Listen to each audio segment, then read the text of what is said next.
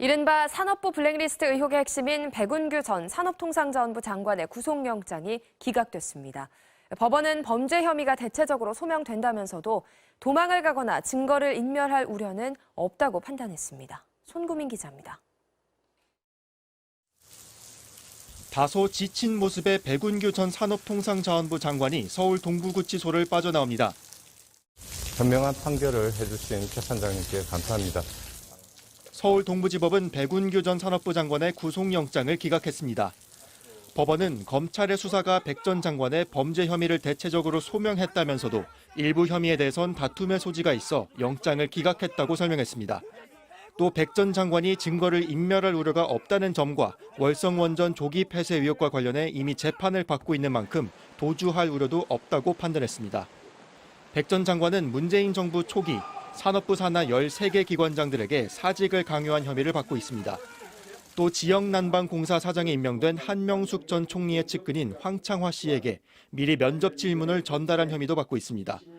이와 함께 검찰은 민주당 박상현 의원의 소환을 조율하고 있는 것으로 알려졌습니다. 검찰은 박 의원이 2017년 청와대 인사수석실 행정관으로 있으면서 산업부 산하 기관장들의 사퇴 종용에 관여한 것으로 판단하고 있습니다.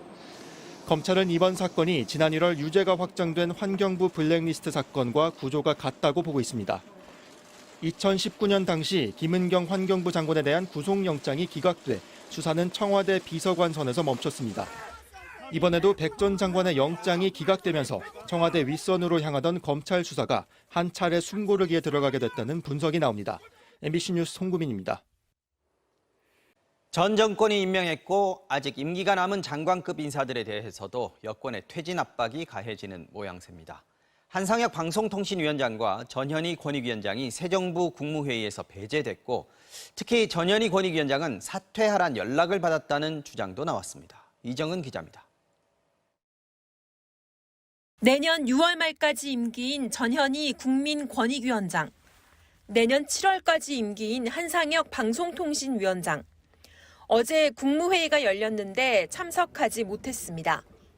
대통령실 관계자는 국무회의 규정상 이들이 국무위원이 아니어서 필수 참석 대상자가 아니라고 설명했습니다.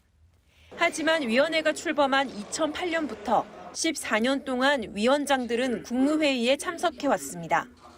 공무원 부패 방지 업무를 하는 권익위나 방송통신 관련 정책 결정을 하는 방통위는 국무회의에 참석해 의견을 낼 필요가 있기 때문입니다. 그런데 정부가 바뀌면서 두 위원장에게 국무회의 참석 대상이 아니라고 통보했고 참석 대상에서 빠졌습니다.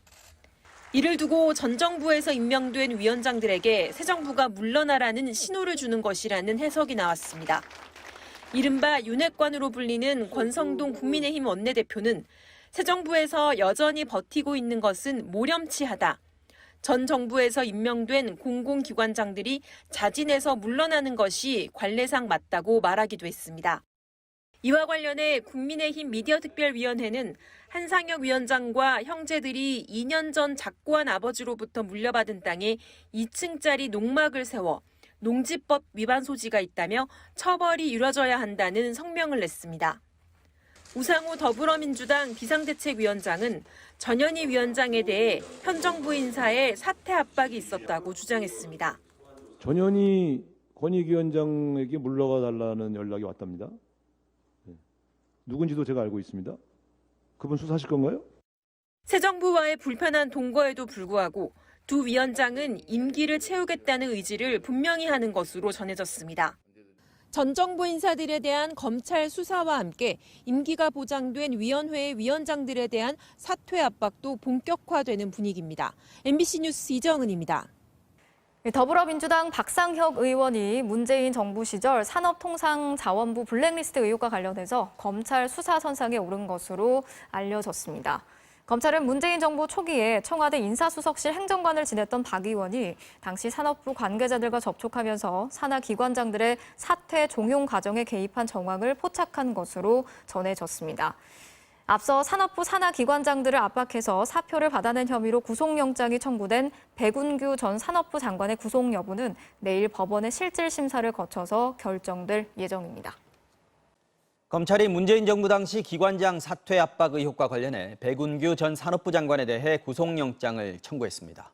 검찰이 정권 교체 이후 전 정권 고위 인사에 대해 처음으로 신병 확보를 시도하면서 이른바 윗선 청와대를 겨냥하고 나섰는데 야당은 즉각 정치 보복의 신호탄이 울렸다고 반발했습니다. 송구민 기자입니다. 백운규 전 산업통상자원부 장관에 대해 검찰이 구속영장을 청구했습니다. 백 전 장관은 문재인 정부 초기 산업부 산하 13개 기관장들에게 사직서를 내도록 종용한 혐의를 받고 있습니다. 검찰은 또 백 전 장관이 일부 기관장 자리에 정부가 낙점한 인사가 임명되도록 지원하고 다른 기관에선 전임자가 시행한 내부 인사까지 취소시킨 것으로 보고 있습니다. 윤석열 대통령 취임 이후 검찰이 전 정권 고위직 인사에 대해 구속영장을 청구한 건 이번이 처음입니다. 검찰은 지난 3월 대통령 선거 직후 3년 전 고발된 산업부 블랙리스트 사건을 꺼내들고 대대적인 압수수색에 나섰습니다. 지난달 백 전 장관의 자택과 사무실 등을 추가로 압수수색했고 지난주에는 백 전 장관을 불러 14시간 동안 조사했습니다. 저희들이 그렇게 지시받고 저렇게 움직이고 그러지 않았고 항상 법과 규정을 저희들이 준수하면서 업무를 처리드렸다는 말씀. 법원의 이번 영장 심사는 모레 15일 열리는데 수사가 더 위인 청와대를 향해 속도를 낼지 한 번 숨 고르게 할지 갈림길이 될 전망입니다.